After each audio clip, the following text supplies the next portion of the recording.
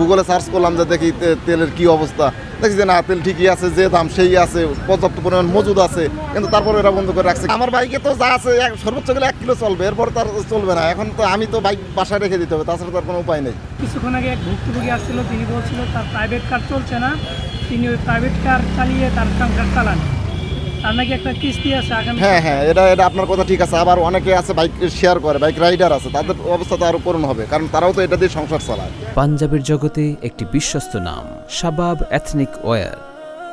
এখন তার তো সেই আয় রুজি ইনকাম সব কিছু বন্ধ হয়ে যাবে।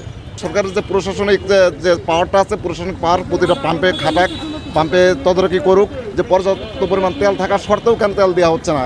এই জন্য সরকারের পক্ষে দাবি থাকবে, সরকারের উচিত, সরকারের যে প্রশাসন আছে আর কি, ওই প্রতিটা পাম্পে প্রশাসন দিয়ে তদারকি করুক। তদারকি করলে পরে অবশ্যই আপনার তেল বেরোবে, এবং প্রয়োজনে ম্যাজিস্ট্রেট ব্যবহার করুক, প্রতিটা পাম্পে ম্যাজিস্ট্রেট পাঠাক যে আপনাদের তেলের কোথায় আছে, তেলের মজুদ কী, তারপরে তারা তো তেল যেটা আনে আর কি, সেটা তো একটা মেমো আছে বা আছে, সেগুলো পর্যবেক্ষণ করলে অবশ্যই তেল বেরোবে। তেল এদের কাছে আছে, কিন্তু এরা মজুদ করে রাখছে, এরা পাবলিককে দিচ্ছে না।